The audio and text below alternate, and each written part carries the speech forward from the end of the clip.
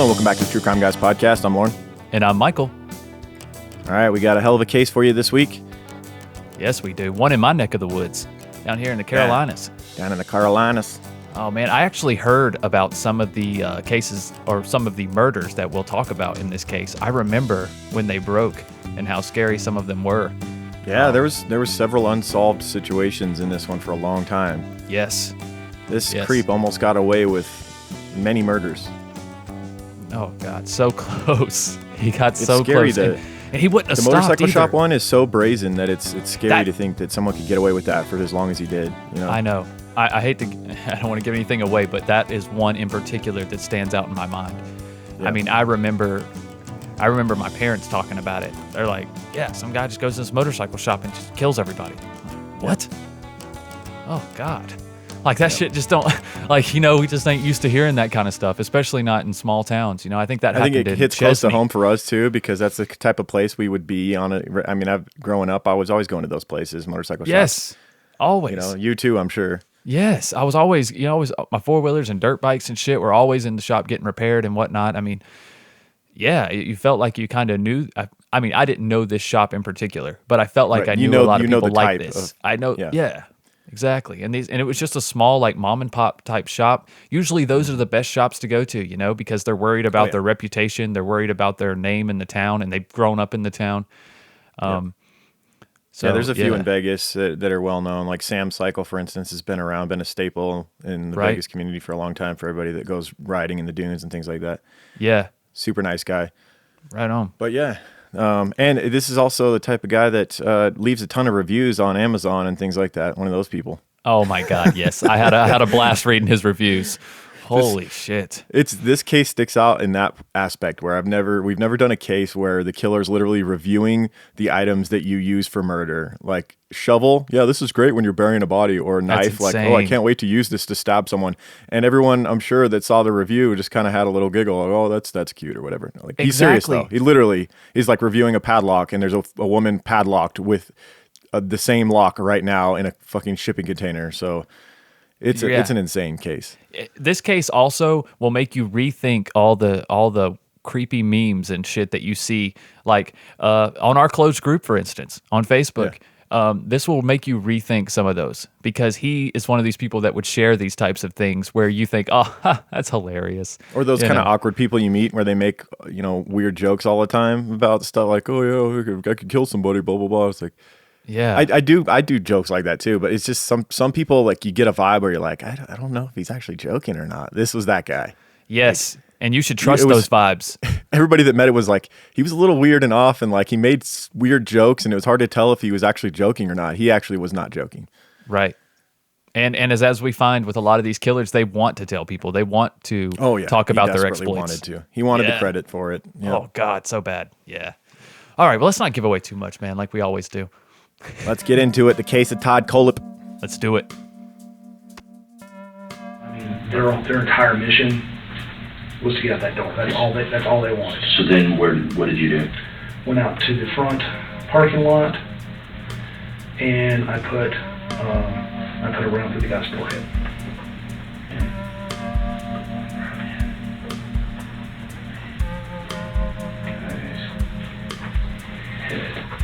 Okay, then what did you do? Proceeded to walk back through the building again to clear, and as I went, proceeded to walk back through the building. Through the building. And as I did, I put one round in each person's forehead. Clear. And as I did, I put one in each person's forehead. And then what did you do? At that point, put the gun on safety and walked outside and got in my car and drove home. Okay. What kind of car were you driving? A 91 Acura Legend, and it was a gray brown color. Okay. Dark gray. You put the gun on safety Mm-hmm. and got into what year is it? 91. 1991. Was it two-door or four-door? Two-door. Two-door. Gray. It's a dark gray with a brownish tint. It's a weird. It's pretty cool. Brown tint. Acura. Mm-hmm. Integra? No, sir. Oh, was it Acura? Legend. I'm sorry. They don't make them anymore. That car was awesome for what it was. Then where did you go? Home. Okay.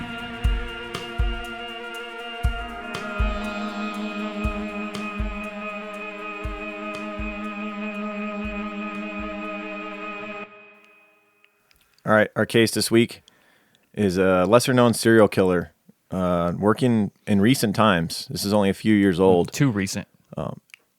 Yeah, far too recent. And he was actually successful modern serial killer. If you think about it, he got away with it for a long time, and it was kind of a freak occurrence that got him caught, leaving one of his victims alive to be found. That was the mistake he made, I suppose. Right. Well, she appealed to his ego, which we've seen before. Yes, Appealing definitely. to that ego. If you want to survive, that's a definite method. Right. Especially is to appeal to the ego. especially if you're already in their clutches. If you're not in their clutches, fight. But Yes. if you're already in their clutches, You know what? We should come up with like a manual based off of all of our extensive study of serial killers over the course of 4 or 5 years we've been doing Yeah. this. We should come up with a survival manual if you are to come in contact with a potential serial killer. Step one, can you get away? Are you in a public place? Run. Do not just go willingly with them anywhere. Right. Step two, if you are in their clutches, if you are a female that they are infatuated with or whatever, play to their ego to buy yourself time. Yes. That's what this person did, and it made her survive. She's alive today because of it. Yep. So let's start with a couple that goes missing to start this case off, and then we'll progress from there. So on August 31st, 2016, Kayla Brown, who was 30 years old, and her boyfriend Charles David Carver, who was 32, of Anderson County, South Carolina, went missing. They had dinner plans that evening with a friend, but they didn't show up. Their home was exactly how it had been left. Kayla's Pomeranian was there, and it had an empty food and water bowl, which was totally out of character for Kayla. She pampered this Pomeranian. As most Pomeranians are pampered. Yeah. They deserve it. Exactly. If you have a Pomeranian and you're not pampering it, I don't know What are you you're doing? Like, they're made to be pampered. Yeah. And Kayla's mother would have a quote about her relationship with her dog. She said, quote, "She wouldn't leave him. She wouldn't leave him without food. She wouldn't leave him without water. That was her baby." This is totally out of character, and it was odd that everything was left in place at their apartment. Her close friend told police that she had dinner with her boyfriend on August 29th at her apartment in Anderson Crossing Apartments. She spoke to Kayla the next day, but after the text on the morning of August 31st, all communication ceased. When they went to the apartment complex, the police, they found Kayla's car in the parking lot. Her contact lenses and glasses had been left behind as well. So very much doesn't seem like a planned trip or anything like that. This was something that happened. Does not look good at all. No. The police also contacted Kayla's cell phone service provider and found out that she had no activity on the phone for 48 hours, and they were unable to ping the phone's location initially. Charles, her boyfriend, had been seen by surveillance footage leaving work that day and not seen again. His mother also filed a missing persons report on her son and told police that she had been unable to reach him since August 29th. She said she also checked the apartment, and it appeared no one had been there in a while. So she says, his mother, Charles's mother, says, "This is just so out of character for him. If anybody knows anything, please call and leave a tip. I'm begging you, please." It's the most emptiest feeling I've ever had. It's like a constant pain in your head. Your arms feel like strings. You want to reach out, but there's nothing to hold on to because you're reaching for your son and he's not there. God, Heartbreaking. Dude, I've never heard it described like that. In all the cases and all the parents of missing children, that's just a detrimental way to describe it, isn't it? It really paints a picture. Like, I haven't felt that before, and God, I hope I never have to. But your arms feel like strings, and you want to reach out, but there's nothing to hold on to. Like, that's heartbreaking from a parent's standpoint. Yeah. And I don't know if Charlie had siblings or not, but I think that would maybe help soften the blow because you could maybe hug on to one of your other children, Yeah. and you have mutual love for each other, and both suffering the same pain of missing your sibling or your child. Right. But like we've done cases where like a Dear Zachary, for instance, where Andrew Bagby's parents, he was their only child, and I'm sure they felt that same way that Charlie's mother's describing God, it. Nothing to hold on to. So back to this case, friends and family had posted flyers in the hopes that it would help the investigation, but days went by and the couple's families feared for the worst. Then, 2 weeks after their disappearance on September 1st, 2016, Charlie's Facebook suddenly came alive, and it had announced that he and Kayla had gotten married. Oh, really? Yeah. And just didn't tell anybody. Yeah. Very bizarre, because also he was not known to use his Facebook. He had a profile, but it was just kind of dormant, as are many at this point, I think. Yeah, I think a lot of people don't quite want to ditch that Facebook in case you need to look somebody up, right? Yeah. Yeah, and it's also like a Facebook scrapbook. It's like a memory thing. You have some old photos in there, and like if you ever do need to contact someone, maybe you have some distant relatives in there that if you need to message them about something, you can. But that seems to be the way Charlie, the way he used his. It wasn't frequently updated, and all of a sudden it's That's probably how I his- use it too. Yeah, they haven't been seen for 2 weeks, and all of a sudden he's updating his Facebook about him and Kayla's relationship. Yeah. It was definitely seen as odd to his friends and family. Oh yeah.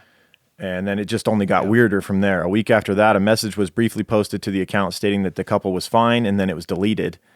And there was so many friends and family that were starting to comment back and like, what is going on, Charlie? Like, why are you not responding to anybody? Like, where are you? Yeah. That's probably why it got deleted. You probably had an overwhelming response. Probably realized like, oh shit, I'm acting in a fashion that Charlie would not act. Yeah. This is actually going to draw more attention. Yes. Yeah. To what I'm doing. Yeah. Yeah. So then suddenly the page began posting more and more news stories. Oh, maybe we're wrong. Yeah. Wait, never mind. Well, no. Scratch As that far as idea. like the He's a posting dumbass. about themselves, or maybe the killer here just decided to, like, fuck it, I'm just gonna now toy with these people anyway. Yeah, I'm sure it was a thrill. I mean, there's plenty of people who do that and don't kill people and get a rush out of it every day. Right. Just go on and troll. I mean, imagine trolling, but you're telling the truth. Yeah. Oh, it's so sadistic. Yeah. So Charlie's Facebook started posting news stories about the missing couple, basically him and his girlfriend, appearing in rapid fire succession, along with other stories about missing people. Strange, violent images and memes began being posted on the Facebook page. One stating, quote, "If I weren't crazy, I'd be insane. Sometimes late at night, I dig a hole in the backyard to keep the nosy neighbors guessing." See, that's what I was talking about. We've seen posts like that every day. Yeah. Oh, yeah. I mean, being in the true crime field, you see posts like that every single day, whether they're on closed groups or just on Instagram or whatever. And no one thinks anything about it. Nope. Yeah, you giggle a little bit and you're like, oh, that's cute or whatever, and then you move on. Right. But this is so terrifying. It's going to make me like second guess all of those posts. No, especially this is a 1 in a million. No, I'm case saying here. especially if it's like a person who only posts that stuff. Yeah. Like if I look back on your Instagram and the last 20 posts have been like weird, creepy shit about murders, like, and you're not like some weird murder page. Yeah, and if their I don't know profile how- pic is really them and they look like a creep driving a van or something, and you're like, all right, this is a little off. Yeah. Like maybe unfollow. Yeah. Or maybe follow for updates. Yeah. Try to catch this bastard. Mm-hmm. I don't know. So one post was a photograph that simply included the final lines to a Hotel California, the song by the Eagles. Quote, "Last thing I remember, I was running through the door. I had to find the passage back to the place I was before. Relax," said the night man. "We are programmed to receive. You can check out anytime you like, but you can't never leave." That last line, you can check out anytime you like, but you can never leave. Yeah. It seems very eerie now, knowing that he had a woman held captive in a storage container at the time that he posted that, and he was posting it from her boyfriend's phone. Very eerie. But you know what? This has come up before, Hotel California. In another case, another killer that we did, and I can't think of them off the top of my head, but if somebody knows, hit us up. But there was some other killer that was obsessed with the Eagles and Hotel California as well. And I'm sure it was someone who kept hostages. You know, anybody who does that, I guess, could relate heavily to the song. Right. But it's just, you just see it in such a dark way. When I hear that song, I think like riding down a road with my windows down. But when No, you I really think it's listen to about the words, heroin, you know if what I'm not saying? It's like- mistaken. It's talking about like the Yeah. grasp that drugs have over you, if I'm not. yes, yeah. yes.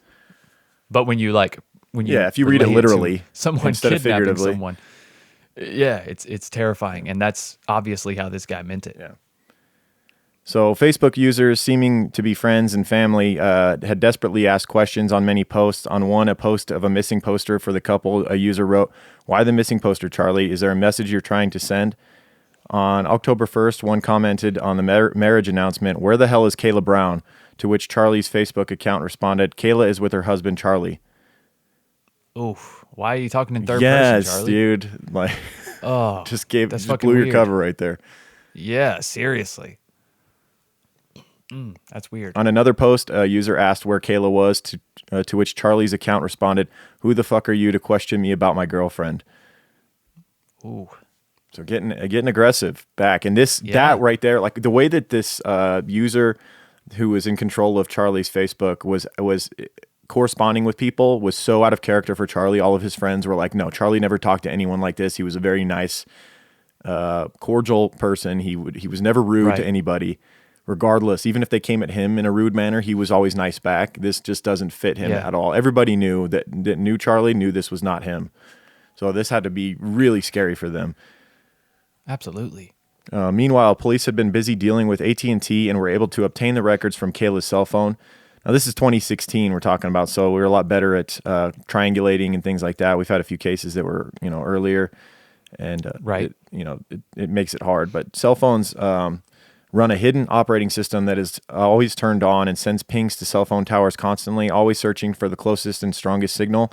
Cell towers keep a log of those pings, and police are able to use that log to triangulate locations. Investigators also got a hold of a search warrant that allowed them to access Kayla's Facebook page, and that's where they found a message that Kayla had sent to Charlie, her boyfriend. Both of them were missing. She had sent a message to Charlie where she referenced a man named Todd Kohlhepp in her Facebook messages. And so that's where How did she reference him? Do you know? Were you able to find that? they basically had been going to this man Todd Kohlhepp's property. This man has a 100-acre property, and for some side money, they'd been going to his property and helping clean up. It was just an unkempt, just crazy like weeds and just very unruly course. property. And this Todd Kohlhepp person had been paying them to clean up the yard and whatnot on weekends. And so I think that's the message she was sending to Charlie, was about them going to work on Todd's property again. Oh, okay. And so police with this information, and they also were able to triangulate Kayla's phone pings and zero in on a 95-acre property in Woodruff owned by the 45-year-old real estate agent Todd Kohlhepp. And so they look at this as their biggest lead, and potentially finding this missing couple. They show up to Todd Kohlhepp's property with a search warrant. 2 weeks before obtaining their search warrant for Kohlhepp's property, the Spartanburg County Sheriff's Office flew over the property and realized that they needed to get on the ground because it was a place where you could easily hide bodies or anything along those lines if you wanted to. Yeah, It was- 100 acres. Yeah. 100 acres of overgrown land Yes. in South Carolina. Yeah. Yeah. That shit's taken over. Yeah, everything. and Todd Kohlhepp had a past. When they looked into him, he had quite a violent he past did. to him. So I'm sure they were looking at this as a very strong lead. So on November 3rd, Yeah. 2016, investigators showed up to Todd's property and surprised him with a search warrant.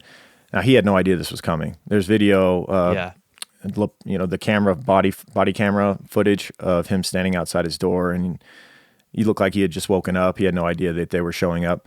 And so the property included grassy areas, some covered in waist-high weeds, as well as stands of trees, most or all of it surrounded by a chain-link fence that was 6 to 7 feet tall. So police began trudging through this property, and while they're walking around, they started hearing a banging noise.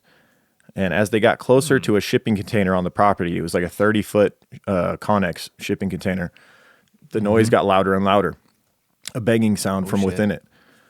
So they actually had a large metal grinder brought in, and they used the grinder to chop off the lock and gain access to the shipping container. You can see the footage of this rescue of Kayla Brown on YouTube from the police footage. And it was in the back of this Connex, and she was chained like a dog. Basically, there was a thing around her neck, a chain around her neck, chaining her to the wall that gave her like a 1.5 or 2 feet to where she could move around. She had like a little mattress back there and some books and, just like dried foods and whatnot for survival.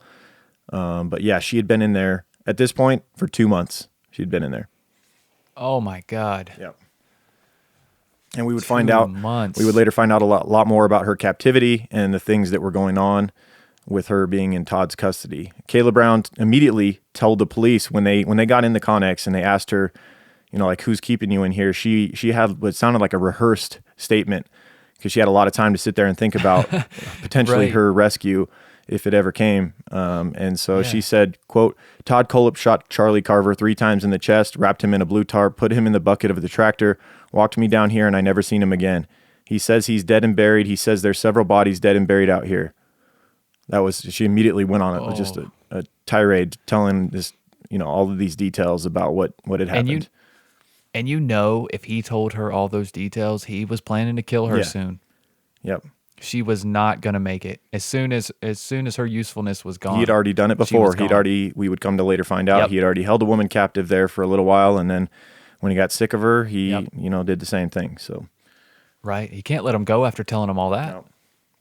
No. She had to feel so hopeless. Honestly, Imagine if this being in 2 dumbass months, man. Todd hadn't gotten so cocky as to use Charlie's phone, who knows if the police ever... maybe with the Facebook messages, they would have tied, and they would have gone looking around. But by then, how long would that have been? Maybe she's already killed at that point. So right. I think him using Charlie's phone definitely made things speed up a little bit. It gave them another level of confirmation, like, okay, there's a message connecting this Todd character to the couple that's missing, and also there's cell phone pings at his property. So that those 2 levels, I'm sure, helped them get a search warrant a lot quicker. Oh God, yeah. How you can't deny a search warrant after that, right? So they were going to do some work at his property, as I had mentioned. But when they got there on this occasion, he pulled out a gun and took them hostage before killing Charlie. Kayla described the details of her captivity. She says she was in the container nearly the entire time except for when she was taken out for occasional walks. Todd even told Kayla that he had already picked out his next victim. This was while she was in the ambulance, leaving, she gets rescued. She's in the ambulance, and she says, quote, some girl named Holly he's supposedly planning to kill if he can ever get her and her boyfriend out. So he'd picked out his next victims, and thankfully this had been stopped before it happened. Guns and large amount of ammunition were seized from the property. He had what was described as an unbelievable amount of guns and ammo, and he frequently took target practice in an area near the storage container. So imagine how scary that is if you're Kayla. Dude. You're in there and you're just hearing him shooting on a regular basis, wondering if you were the next target, This reminds me of a few cases that we've done. For one, the Pictons, right? With the big property that they would bring people back in hopes that they would work for them or whatever. And then there's another case that I did on Sandu, and it was the missing indigenous family. The whole family went missing, and the mother and father went to work on a farm for a guy. Yep, I remember that one. Who allegedly was, just going to pay him, and never seen he again. Offed him. And it's still unsolved. They didn't even find the guy. Dude, and like this is just like that. Yep. This is just like it. Hopefully that guy slips up soon too. Yep. Yeah, be careful who you work for, man. If he's a weirdo with a giant property and he's super into guns and making violent jokes all the time, yeah, definitely. Especially if they're the only one. Like if you go to this huge property and there's just one person there, it's like there's no one here to maintain this. No one's helping you with this. You don't really have this business and this whole farm system that you say. Man, you got to get the fuck out of there. Right. It's not worth it. Something shady's going on. Yeah. Yeah, so Todd made frequent online posts about moving around rocks and trimming trees at the rural property, according to his Facebook post. Quote, he wrote a post about news reports on missing people, reading the news. Oh, so this is what he wrote on his Facebook page about news reports on missing people. Quote, reading the news, the person missing, that person missing, another person missing. Oh, wait, that person just went to the beach with a friend. Other person found with a parole violation boyfriend. In the event I become missing, please note, no one would take me. I eat too much and I am crabby. Wow. This is pretty sadistic right here. Seriously. Trying to play down the fact that people are missing in your area when you're taking them. You're taking them, but no one Like, will take this you is because you're balls. crabby and you eat too much. Yeah. Okay. I'm sure that's He's the not reason. wrong there. Who would ever abduct this fucking weirdo? That's true. He's That's not true. abduct It'd be like one of worthy. those it'd be one of There's those such a thing. situations where he'd be like, "How do you know I'm not a serial killer?" You know? Right. And it'd be the whole, well, the chances of 2 serial killers being in the car, Right. you know, slim to none. Yeah, so that See that post was written conversation. about 2 weeks after the couple disappeared in August. So he actually had Kayla Brown in his captivity when he made that Facebook post. Wow. Following his arrest, Sheriff Chuck Wright described Todd as calm and polite. After his arrest, he begged the sheriff to allow him to tell his mother, Regina Teague, what he had done before she heard it from someone else. She, in turn, tried to tell her son's story on 48 Hours. So you get a real sense for his upbringing and his mother constantly defending his terrible, violent behavior as it always being someone else's fault. And you get a glimpse into, you know, how a serial killer, one way that they can be made. And in my opinion, his mother played a large role in how he became, always excusing his terrible behavior. And Yep. listen to this. She's being interviewed by David Begnod from 48 Hours. I'm sure I butchered his last name. David Benod, we'll say that. And this is the interview. So you get Regina, which is Todd's mom. She's talking to this 48 Hours interviewer. Regina, I'm sorry, Mom. So this is Todd talking to his mom. The interviewer says, did he cry? She says, His eyes looked horrible. They were bulging out of his face and they were red. Todd is not a monster. He's never been a monster. He's not even close to it. I want to say something to the people that I have hurt. I want the world to know that he's not a bad person. He's a good person. The interviewer says, why did he chain that girl up? She says, because he didn't know what to do at that point. She says she evidently saw him kill the other guy, her boyfriend, and he didn't know what to do with her. He couldn't turn her loose. She'd go to the police. So he chained her up, says the interviewer. She says he tried to make her as comfortable as possible. He had a dilemma.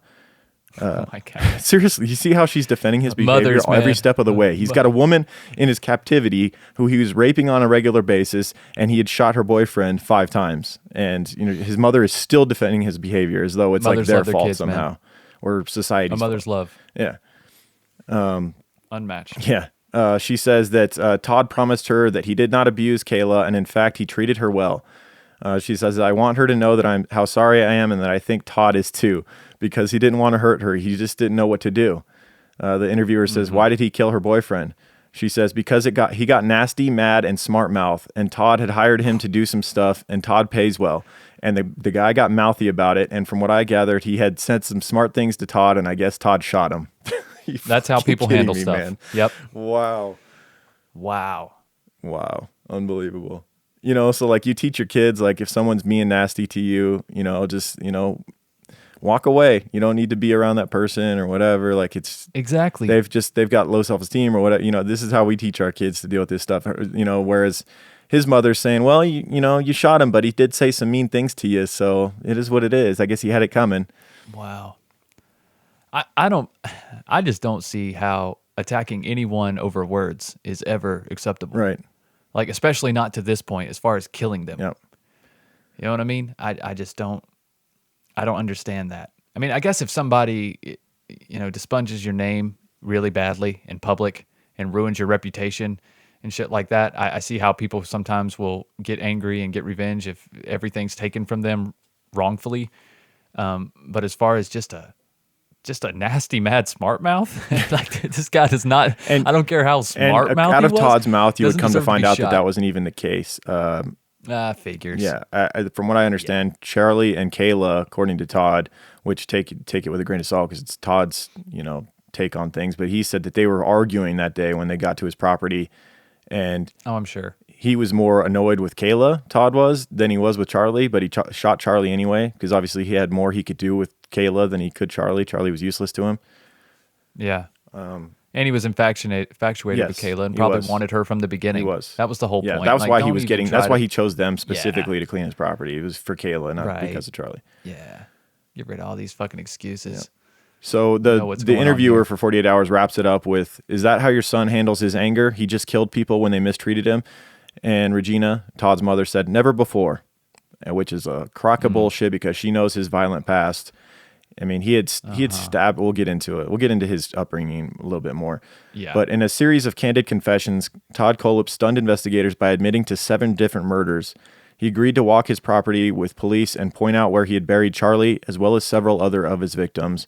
Those that remained on his property were not his only victims, however. And so let's go into Todd Christopher Kohlhepp, his upbringing, and go through the rest of his murders. He had murdered at least 7 people between 2003 and 2016. He was born on March 7th, 1971, and shares a birthday with Bryan Cranston and Jenna Fisher. Whoa, not deserving. No. Right? Pam from The Office? Pam from The Office. And Bryan Cranston? And freaking Breaking Bad, Walter man. White. Mr. White. Walter White. Yeah. Man, what a crew. What a crew there. 2 of my favorite shows, too. Yeah. 2 of my favorite shows all time right there. 100%. Yeah, I Breaking agree. Bad I and agree The Office. 100% on that. Yeah. Fantastic shows. Yeah, those are both shows that when they're on, you can't look away. You're just right. absorbed. And they just took The Office off Netflix. We should protest. We should get a what do you call it? A thing that everyone signs. Isn't it? I think it's on Not be good. Peacock. Isn't like Peacock like a free streaming service or something? You could watch it on there. Oh yeah. Peacock is a free streaming service. Yeah, I think you can watch it on there. Or I have Dish Network, so I just watch. It's always on cable. It's like I forget what channel it is, but it's like 24/7. It's just on. So Oh yeah. Those other channels pick it up. TBS just or play something. I reruns. think it's always running. Yeah. Okay. So Todd was born to Regina and William Samsel in Fort Lauderdale, Florida, but he was raised in South Carolina and Georgia. His parents had a troubled marriage, and they divorced when Todd was still a baby. Through his early years, he had no contact with his biological father. His mother married another man when Todd was 3, and he basically hated his stepfather. His stepfather had made his adoption legal in 1976, giving him the last name Kohlhepp. So it was through his adopted father that he obtained that name. Todd never liked his stepfather and allegedly suffered abuse at his hand. His mother could not accept this and ended up divorcing and remarrying the same man twice. However, all Todd wanted was to live with his biological father.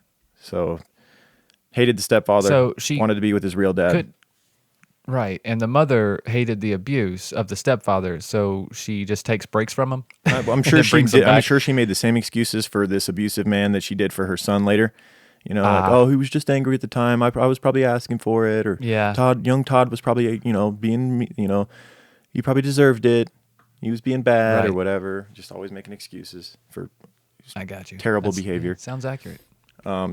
Todd began showing troubling signs as early as preschool. He showed severe signs of emotional and mental instability. He was violent towards other children and destroyed school property in sudden fits of anger. He was basically the worst version of a kid who, when he doesn't get what he wants, lashes out, and then it's never like that behavior never got corrected. It was Right. basically justified. The other person was always wrong in his mother's eyes. And one example was on the school bus one day. Todd stabbed a young girl on her thigh with a pair of scissors. The mother, in a later quote, said, "It wasn't that deep, though." Oh my God. Mom, that's Kidding me, not man. the issue. Oh my God, I just Not can't get over that one. deep, though. Holy shit! Yeah, he stabbed a girl on the school bus, but it wasn't that deep. That's enabling at its best right there. Holy shit! Or at its worst. Right. Oh my God. Yep. Wasn't that deep. What's up, creepers? I want to tell you about our sponsor, EveryPlate. With EveryPlate, experience fuller plates and fuller wallets with America's best value meal kit. Get meals you'll enjoy and your bank account will love delivered right to your door, contact-free. Getting dinner on the table daily used to be a challenge. Now let EveryPlate plan, shop, and deliver everything you need to cook a delicious meal at a delightful price. I have to admit, at first I was skeptical thinking meal kits might be expensive, but now I'm convinced you can get the same deliciousness at a much lower price. So a couple of meals my family and I enjoyed this week from EveryPlate was cowboy skillet pie with poblano and jalapeno peppers and smoky paprika pork chops with green beans and potato wedges. So nice when you have young kids to come home and just be able to cook up a meal that's basically pre-proportioned and planned out for you. You just follow the cards and it turns out delicious. Try EveryPlate for just $1.99 per meal plus an additional 20% off your next 2 boxes by going to everyplate.com and entering code CREEPER199. That's CREEPER 199. Everyplate.com, enter code CREEPER199. At the age of 9, he was sent to a mental facility where it was found that he had, quote, explosive behavior and was already preoccupied with sexual thoughts and desires. He was excessively cruel towards animals. This is checking all the boxes right now. Oh, man, right? It's just a list. Yeah. It is said that he once hunted down a dog with a gun and killed it. He also killed a goldfish with bleach because he didn't want it anymore. So. Wow. Well, why don't you just do what other kids do and forget about it? Yeah. Just fucking leave it in your room. Go put it in a pond or something or flush it. Right. I don't know. But I don't know what you do. Don't freaking pour bleach in it. He just wanted to see what happened. It wasn't because he didn't want it anymore. That's probably what his mom said. yeah. Oh, he just didn't want it anymore. He didn't know what to do with it. Yeah, I think actually putting a goldfish in a pond is quite a problem because then they just like multiply and they take over the ecosystem and shit. So yeah, maybe don't do that. Maybe just let the fish live and then just throw some flakes in there every now and then. You don't necessarily have to like stare at it all day. Just, what is it hurting? Just sit on the counter and just How let it live. hard is it to take care of a fish? Seriously, you drop some flakes in and you're done for the day. For God's sakes. Especially a goldfish. They eat their own algae and shit. Yeah. Like they keep their own tank clean. They're the fish of choice for like children and stuff because they're so hardy. Like Yes. they're almost hard to kill exactly. sometimes. Not for Todd. Yeah, it's a little bleach does the trick, I guess. Yeah, apparently. He was hard to control and manage even before reaching his teenage years. Eventually, his mother decided to send him away to his biological father. His father was obsessed with guns and had multiple girlfriends. This is a perfect, influence for young, Right. angry, violent Todd. Introduce him to his father, who's obsessed with guns and girls. That's perfect. Just the nudge he needed. Yeah, man. Right? It's like you're just putting this kid through serial killer school. You're just like teaching him, like, all right, this is the best way to become a menace to society and kill people. Right. And not only that, the kid already had some infatuation with his father for some reason. I guess just because he wasn't there. Because he had never known him. Yeah, and I'm sure just curiosity. Because he'd never known him. Yeah. So he already had this infatuation and this need to get to know him and learn about him. But then once he did, So, it didn't last long. So Todd initially liked his biological father, but he soon got angry with his ways and means, and Todd requested his mother to take him back, but it is said that his mother made excuses to extend his stay with his biological father, and she would later say this was because she was afraid of him. He had threatened to kill his mother at least once, and she basically passed him off on his father and was afraid to take him back. Wow. Yeah. She'd helped to create a monster. I can't blame it entirely on his mother, but I think it was nature and nurture for sure in this scenario. No doubt. No doubt. So despite all of his anger issues, Todd was considered a bright student with above average intelligence. It's just an ultimate scary serial killer because he was smart. You see, he was very successful in business later on as a realtor like and many a of them business are. owner. Many of them are. His first known serious crime occurred when he was a teenager. In 1986, when Todd was 15, he decided to kidnap and rape a girl who was a year younger than him. The victim was a 14-year-old girl who lived in Tempe and that Todd had been obsessing over. So he wanted this girl. He couldn't have her, and so he took her. He kidnapped her from her house, tied her with a rope, brought her to his place where he brutally raped her. He's 15, and he's abducting a girl from her house who's only a year younger than him. Unreal. If that is not a fucking red flag, Seriously. I don't know what is. Seriously. This kid is broken at 15 years old. Yeah. This is sad, man. He further threatened her siblings if she told anybody. He said that he'd kill her family, basically. But thankfully, she reported it nonetheless. The rape was wisely still reported, and Todd was apprehended by the police. And upon being interrogated, he said that he had committed the crime unwillingly. He said it was in his way of rebellion against his abusive father, who was mostly absent, even when Todd lived with him. And of course, his mother came riding in to support him. His mother came in in support of her son and wrote a heartfelt letter to the probation officer asking him to take it easy on Todd, as Todd was aware of what he had done and felt guilty about it. So what? He should. He abducted a girl What from the her hell? house and held her captive and oh my God. Oh my God. He felt bad about it though, just like the girl he stabbed, not that deep, Listen, sir, he was having a bad day that day. He feels really bad about it. Come on, get the hell out. Unbelievable. The charge of sexual assault was dropped, and Todd was sentenced to prison for kidnapping instead. God damn it. Seriously. Like, he raped this girl, and you drop that charge? But how do you drop that? I don't get it. But he still had to be registered as a sex offender, Yes. Which he later joked about. In, when he owned his own real estate company or whatever, he joked about it. The fact that he was a registered sex offender, and he didn't tell people the details of it, of course. But he made a joke out of it, and it obviously didn't slow him down from becoming a successful real estate agent. Oh, hell no. So as you mentioned, he had been registered as a sex offender and was sent to prison. He did spend 15 years for this crime, to be fair. He spent some serious time behind bars. Wow. Yeah. So he got out at 30. Yeah. So Holy shit. The early part of his life he spent half of in prison. Still didn't help. In 1987, a psychiatric exam in prison revealed that he was a man with a superior intelligence and that his highly antisocial personality had caused him to become a menace. Maricopa County Judge Kimball Rose ordered that Kohlhepp's case should be transferred out of the juvenile system because his offenses had been committed in an aggressive, violent, obvious, premeditated, and willful manner, according to the court document. They really did see him for what he was. Thankfully, the courts and the justice system did. I think they did everything they could. 15 years for a kid who's 15 years old. He spent from 15 to 30, and they didn't put him in the juvenile system. They put him in prison. So. Here's a quote from the judge as well. At less than the age of 9, this juvenile was impulsive, explosive, and preoccupied with sexual content. He has not changed. He has not been unabatedly aggressive. He has been unabatedly aggressive to others and destructive of property since nursery school. The judge's ruling said, quote, he destroys his own clothing, personal possessions, and pets apparently on a whim and caprice. What's that word? Caprice? I don't know. Caprice, yeah. Okay. Approximately 6 years of intervention and 15 years of life have resulted in abysmal failure. 25 months of the most intensive and expensive professional intervention, short of God's will, provide no protection for the public and no rehabilitation of this juvenile by any services or facilities presently available to the juvenile court. He said there's no hope for his ass. Like, that's what he said. This is like a Michael Myers little fucking demon with black eyes. You can't do much about this motherfucker, basically. Where is this judge at, man? We need more judges like this that can fucking see people's souls. At 9, he's right though. At 9 years old, this kid was impulsive, explosive, sexual. At 9 years old, like sexually deviant, rather deviant. Yeah. So, and then at 15, it escalates to this. You really think it's going to get better as he becomes a grown ass man? Right.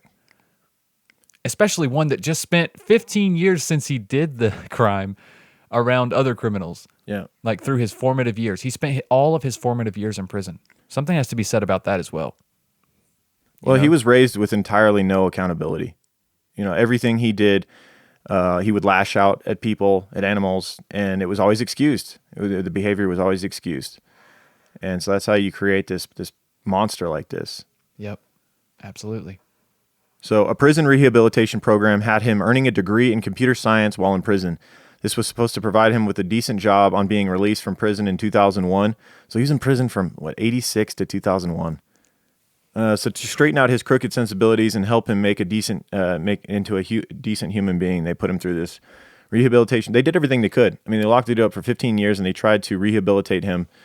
Following his release from prison, Todd built a successful real estate firm with more than a dozen agents. So it looked as though, all was good. It had worked. His time in prison, on all outward appearances, it looked as though he had gotten his act together and now he was successful. And the website for Todd's real estate company promised fast action for clients with a motto plastered across the page, quote, one company, one focus, results. Kohlhepp's bio on the site said that he studied computer science and business administration. I'm sure he didn't. He left out that it was during his 15 years in prison for rape and abduction. But right, we'll leave out that's that small neither detail. here nor there. Right. The site described Todd as a former professional graphic designer and a licensed pilot who drinks 2 pots of coffee a day, quote, does not understand what it can wait till tomorrow means, and has way too much fun with a label maker. Oh, isn't he just a playful, so cute, goofy right? old guy? Yeah. Just a big old teddy bear he is. How did he find time to get a fucking pilot's license? That's what I'm wondering. Like, he was in prison for 15 years. Oh, I guess, shit. Can you get that just while you're in prison? I feel like getting a pilot's license requires some like hands-on shit, like learning how to actually fly a fucking plane. Well, when he got out of prison, I mean, he didn't establish this work, business immediately, right? Yeah. I mean, it probably took a year or two. And of course, over that time, he probably got a pilot license. He probably did it to go check out properties and real estates. Yeah. Well, at least that's what he would want people to think. Yeah. He bought this fucking property so around this time, he's got this successful real estate business and stuff. He buys a nearly 100-acre property of land and erected a fence around it. It was said to have cost $80,000. He bought this property with these dark intentions in mind of abducting people and murdering. He had some high, lofty goals as a future serial killer. Yeah, it would definitely seem that way. Yeah. So he's got this successful real estate business. He's got this 100-acre property. He's got a pilot's license, and we get to his first murders. In 2003, the Superbike Motorsports company was a small business that tended to your needs as a motorcycle rider. It was a high-performance motorcycle shop in Chesney, South Carolina. Yep. We talked a little bit about this at the beginning. It became a household name for South Carolina residents after a quadruple homicide that occurred there in 2003. And up until Todd Kohlhepp's confession in 2016, it was one of the most haunting unsolved murders in the state. And you mentioned your parents had talked about this one before you knew this case. Yes. Chesney's only like 40 minutes from me. It's just 40 minutes south of here. It's not far at all. Wow. I actually worked with guys that lived in Chesney. They were farmers, and they also did contracting work and stuff. And I went out to their property and stuff. Like, obviously, they were really good guys. Stand-up guys. You need to take a drive out there and drive by it, because now the motorcycle shop it's been closed for a long time, and it's kind of like it looks like it's covered in weeds and got to have an eerie vibe to it. Oh, I'm sure it does. I'm sure. Yeah, it's been boarded up since, right? I mean, because he killed everybody inside. God damn. Yep. So there was another triple homicide that occurred like just minutes from there as well that he would later get linked to, and he claims he didn't do, but that was another group that I'm sure you heard about, the bank murders, which we'll talk about later. But so as far as the Superbike Motorsports murders, Noel, who was a friend of the store owner Scott Ponder, drove to the bike shop on the morning of November 6, 2003, and found the bodies of all 4 employees that were working that day. 30-year-old Scott Ponder, 30-year-old Brian Lucas, 26-year-old Chris Sherbert, and 52-year-old Beverly Guy. Chris Sherbert was bent over as though he were working on a bike, and he was shot and killed right there. Beverly Guy, a bookstore keeper, was shot while leaving the bathroom, and Chris Ponder and Brian Lucas were found shot near the front of the store. Authorities had traced a number of leads in the case, including potential connections to other murders in neighboring towns, but each of them went cold. So 13 years, this case would sit just haunting this county. And no one knowing, basically it was some sort of a disgruntled customer or something, and someone had just walked in and cold-blooded murdered all of the employees there. Luckily, there were no customers in there at the time, or else it would have been even worse. Todd would later confess to the killings after being captured, having Kayla on his property and whatnot. He would confess to the killings and was charged with 4 counts of murder in that case. Quote, "I've never done anything to anybody that didn't have it coming," Kohlhepp told detectives. God. But you don't get to decide that, Todd Kohlhepp. Yeah, right. You're not God, bro. I can't stand that phrase, man. You hear that so many times. He killed nobody. He had it coming. It's like, well, who decides? It comes back to his upbringing, dude. The accountability and whatnot. It's yes, like his behavior was excused. If someone was mean to Todd, he got to lash out in anger at them. That was the fair thing to do. Yep. You're right, and he was supported in doing that. That behavior was always justified. 100%. According to Todd's mother, he attempted to return his motorcycle there, but the employees laughed at him, would not return the money he had paid for the motorcycle, and embarrassed him for not knowing how to ride one. It all began, Kohlhepp says, after he bought a motorcycle and he admits he could not ride. He says he went back and asked the store's employees for help. Todd says, quote, "I told them that I was having a hard time riding it, and I was trying to see if I could possibly trade it in for a smaller bike. They proceeded to give me on the rude side about it, my inability to ride that kind of bike. No one ever taught me." Days later, the motorcycle was stolen, according to Todd, and he felt that someone at the Superbike shop was involved. Quote, "It was implied that we took your shit," Todd says. After his arrest, Todd told his mother the experience left him feeling humiliated. Oh, poor Todd. Oh, can't ride a motorcycle. Murdered all of these people. If I shoot everybody, I'll feel a lot better. Yeah. So this is his mother, Regina, about this instance, and they made fun of him, and they laughed at him, made jokes at him. He was hurt. So on a quiet afternoon in 2003, Todd sought revenge. He picked out a bike to buy in the Superbike store, and when the mechanic went into the back room to prepare it, Kohlhepp followed him in, pulled out a Beretta from his shoulder holster, and we know the rest. He continued to murder that mechanic and the other 3 employees working that day. Today, the building that housed Superbike Motorsports is shuttered and surrounded by a chain link fence along a two-lane highway leading toward the Blue Ridge Mountains. So it's an eerie sight now. Yeah, I'm sure it is.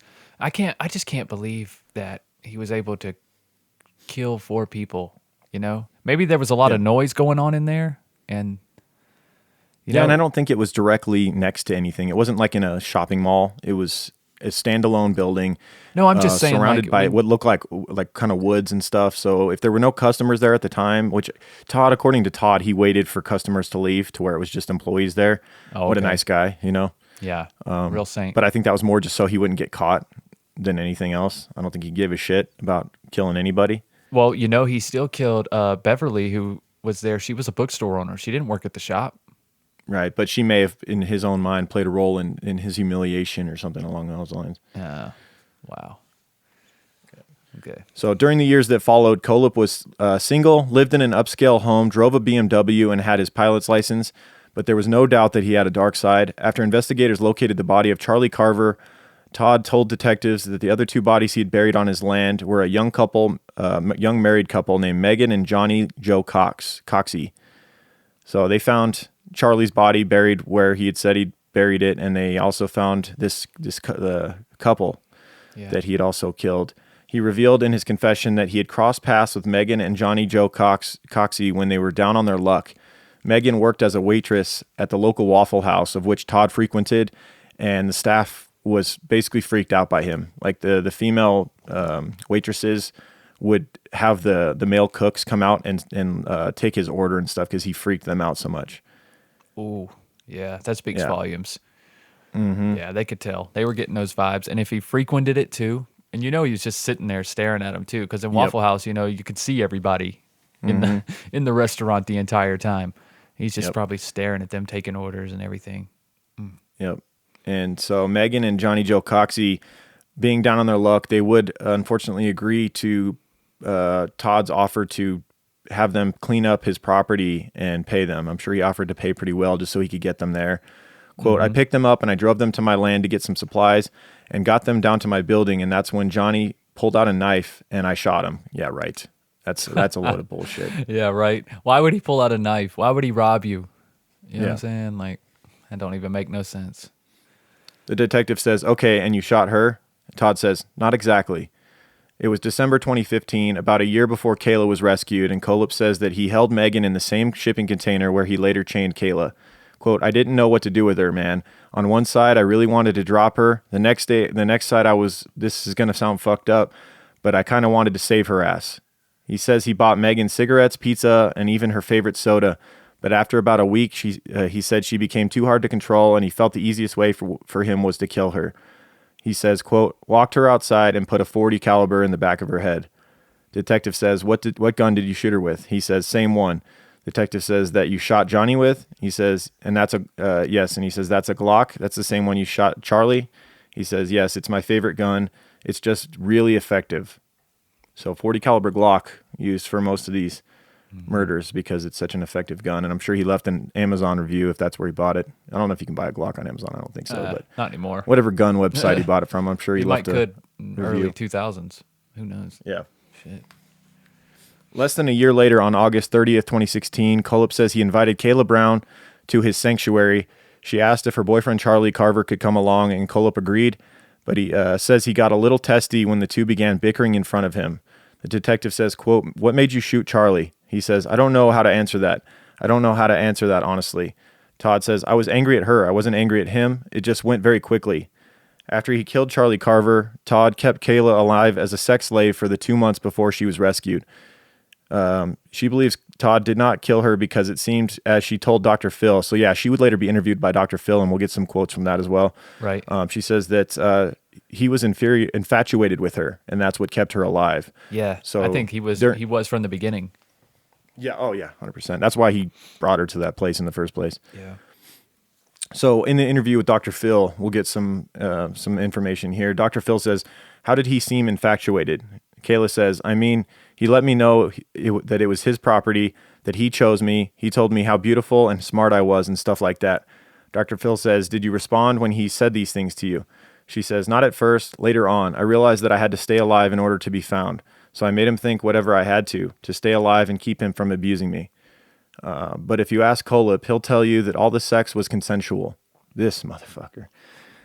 So yeah, that was, this is where you really get If it's consensual, why she got chains on? Yeah, if you don't hate him yet, if you're not into that thing. If you don't hate this dude with every bit of your soul, then you're about to, I promise. Yeah. So Todd says, the only problem I have with any of this is I'm not going to accept Kayla's rape. That's not going to happen.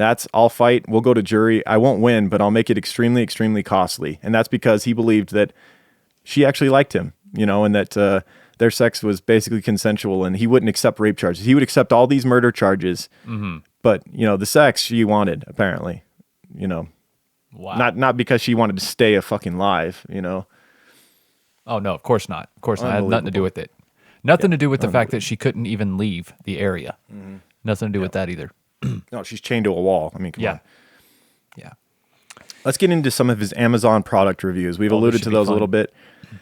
Todd began leaving reviews in 2014 on Amazon, right around the same time he purchased the property on which he committed many of his crimes. For a shovel with a folding handle that he had purchased, the user posted a review suggesting, quote, keep in car for when you have to hide the bodies you left the full-size shovel at home. For a knife that he purchased on Amazon, he said, quote, haven't stabbed anyone yet, but I am keeping the dream alive, and when I do, it will be with a quality tool like this. Wow. On the purchase of a padlock from Amazon, he said, solid locks. I have 5 on shipping container. Won't stop them, but sure will slow them down if they are too old to care. Until they're too old to care. Is it until they're... Okay, Yeah. Wow. That's even worse. Yeah. How long has he kept people in there, Yeah. I mean, if this is a regular Kayla, 2 thing, months for sure, and then who's the other girl that he ended up killing? The couple before them. Yeah, Megan. Megan, I how think was long? in. He said 2 weeks she was in there, but who knows, Okay. man? It could. Who knows? So there were 140 reviews linked to Todd's account. They covered tactical vests, carabiners, gun magazine pouches, weapon mounts, and emergency medical kits as well as books about rappelling, snipers, and emergency war surgery. Other reviews were for electronics, dog toys, music, and DVDs of The Walking Dead. Of course, he would love that show. Of course. It's a good show, to be honest. I mean, Yeah. it's pretty amazing writing. I mean, I'm over it, but I remember it was amazing when it came out. Yeah. Some more quotes that really give you a glimpse into this psychopath's psyche. Quote, my golf game was weak. My kill game is strong. And he proceeded to laugh hysterically after Who that. was talking to him about golf? I wonder what I don't context think that anyone came up. was. He just felt the need to brag about how good he was at killing, Oh, okay. Also, his motorcycle game is weak as well. Yeah, he doesn't know how to ride a Fuck you, Todd. he didn't look like a small guy. That's what's funny is like he brought this motorcycle back because it was too big for him. He needed a smaller one. It's like, dude, he was a big dude. Like I can't imagine him like big, like really overweight. Get him a Honda Rebel. Give him a 200cc Honda Rebel. Yeah, that thing will be fucking squatting. right. So despite all of the confessions, Todd still needed to be heard in the court of law, and he was up front when he asked what a fitting end to his story might be by detectives. They said, I mean, all joking aside, all kidding, what do you want? Todd said, take me out back, shoot me in the back of the head. Fair enough. Thankfully, police would not oblige him in this request. He would have to suffer more than that. That'd be the easy way out. Yeah, that would be. You're right. So on May 26, 2017, Todd pleaded guilty to 7 counts of murder, 2 counts of kidnapping, and 1 count of criminal sexual assault, and was sentenced to 7 consecutive life sentences without the possibility of parole. Although his defense swore that at his sentencing that there were no other victims to be found, Todd has since repeatedly admitted that there were at least 2 other victims, and has even alluded to there being many more than that, because he bragged about how he had a private pilot's license and that he could leave the state, leave the country, and kill there, and it'd be hard to connect him to them. Yes, and that's a good point. That's a real reason why he would be motivated to get a private pilot's license. Yes, he had like numbers in his head that he wanted to hit these marks of, he wanted to be a ultra successful serial killer. He had lofty goals there. Wow, sickening.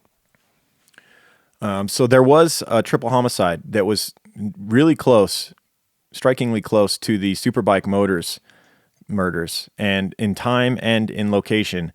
There was a triple homicide that had occurred on May 16th, 2003, which was only 6 months before the Superbike murders. Yeah. And this was it was 30 miles away from the Superbike Motorsports. Yeah, Greer is not far away at all. Greer, South Carolina. That's not far away at all from Chesney. They're super close. I know people in those areas had to be freaking the fuck out. Yes. Oh my gosh. And I mean, so we were 30 minutes away, and my parents were visibly shaken. So yeah. That's Yeah, great. so the shooting on May 16th, 2003 sent a ripple across the community as Sylvia Holtzclaw, and Ebb and Maggie Barnes were slain in broad daylight, the first triple hump murder in Greer's history. Money was taken from the bank. So this was at the Blue Ridge Savings Bank in Greer. And money was taken from the bank, confirming that the motive was bank robbery. Ebb Barnes was a retired physics professor, and his wife, Margaret Barnes, had been customers there at the time of the shooting. Holtzclaw was a bank teller. They all died from gunshot wounds from a .40 caliber Glock, Wow. which we That's his favorite. know is Todd's favorite gun to kill with. Yeah. This happened 6 months before the Superbike murders and only 30 miles away. When questioned about the case, however, Todd denied any involvement. He alluded to more victims in other states and countries. In a letter to the local newspaper, he said, "Thank you, private pilot's license." So He could be bullshitting Man. about that too. Who knows? I mean, you can't drive a motorcycle, but you can fly a plane. I think he's bullshitting about murders involving his plane and whatnot. I don't see think he is too. But I see no reason why he would deny the Blue Ridge Saving Bank triple homicide, because he on his own accord copped to the Superbike murders. No one had even thought to link him to that. Right. He came out right away and said he had done that and took credit for it.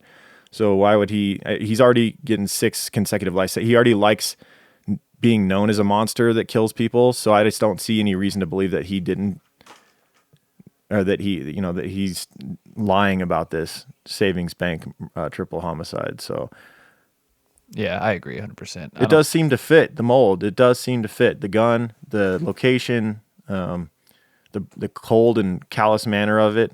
All seems to fit, but I just don't see why he would deny doing it. It seems like he would want to take credit for it. Yeah, I agree. I don't know why either. But I don't know.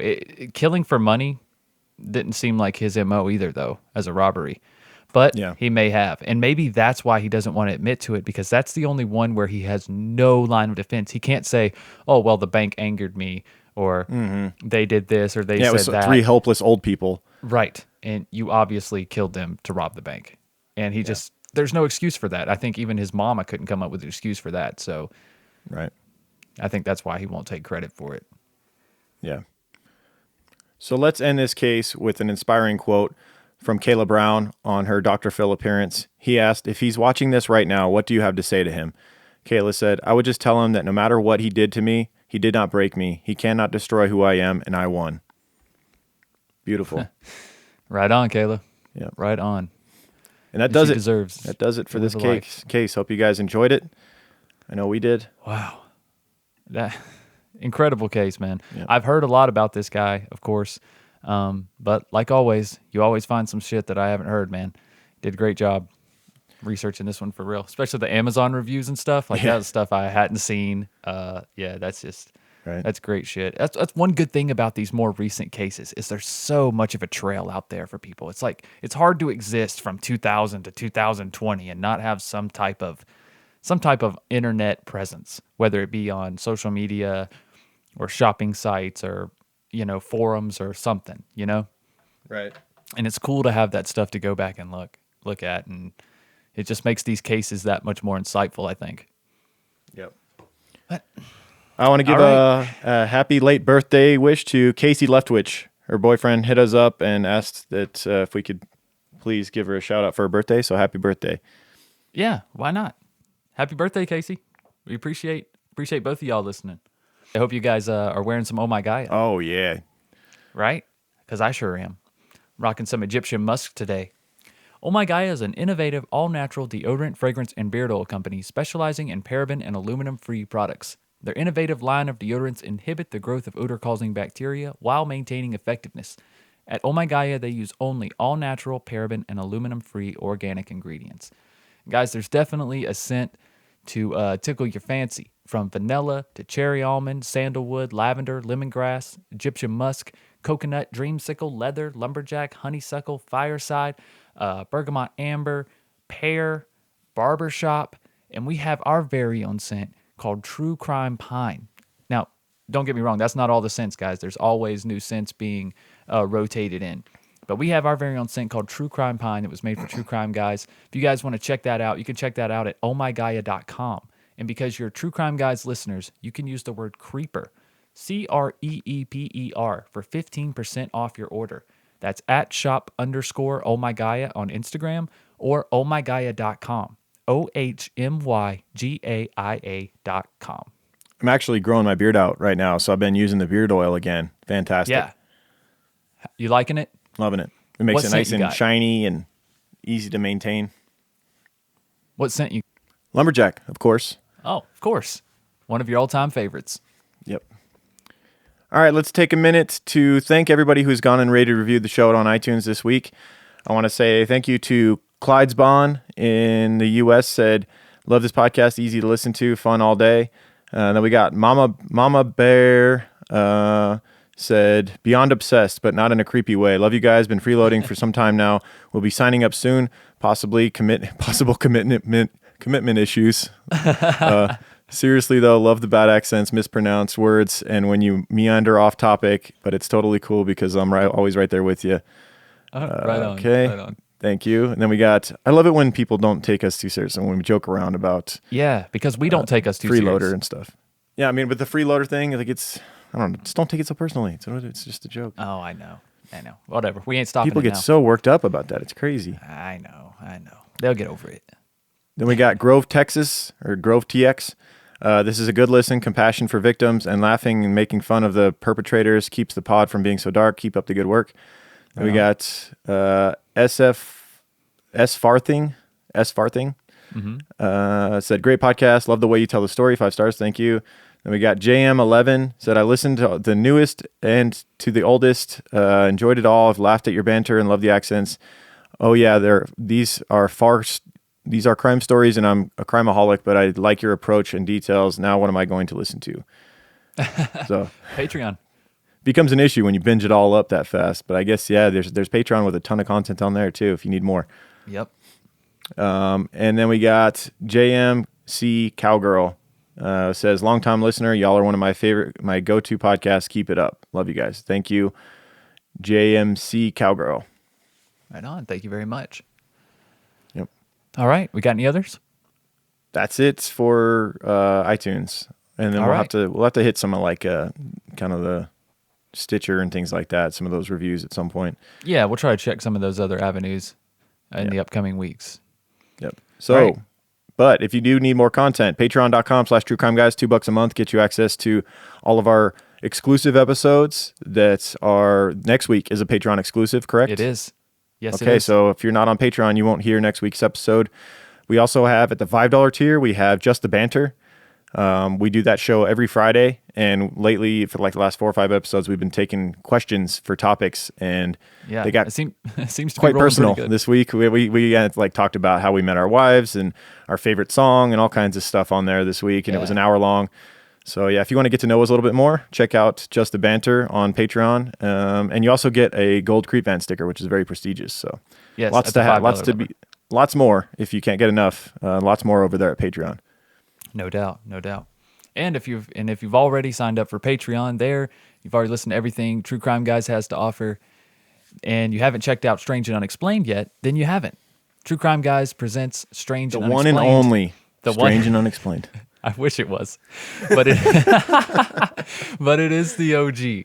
It is the OG Strange and Unexplained. By definition, I'm sorry, it is. I'm not going to stop saying that. It is the We OG did it Strange first. and- Yeah, we did it first. I'm sorry. I searched for the name first. You know, that's what you do. But anyway, Strange and Unexplained, wherever you guys listen, you'll see the color palette matches the True Crime Guys, the new logo, the orange and teal, and you'll see the old T-Rex skeleton in the logo. Strange and Unexplained. It's wherever you guys are listening, on Spotify, iTunes, whatever. And there's also a Patreon page for Strange and Unexplained as well, patreon.com/S&U podcast. And you guys can get access to another show that we do on there called Strange Shorts, as well as early access to episodes of Strange and Unexplained. So lots of stuff under the True Crime Guys umbrella that you guys can check out. And if you've already checked out all that stuff, then you are a super fan. And you know what you should do? You should tell other people that you're a super fan with merch.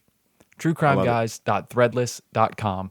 We have tons of cool merch designs on there. I will be adding the new designs soon, so be on the lookout for those if you guys want one of the new TV in the desert designs or the new sand dune design as well. So stay tuned for that.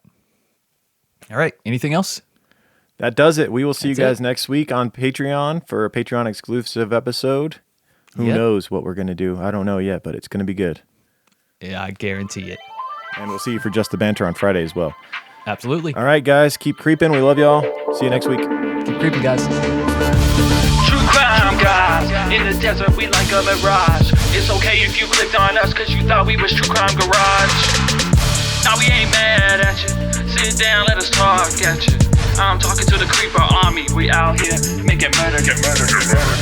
True crime guys, in the desert we like a mirage. It's okay if you clicked on us cause you thought we was True Crime Garage.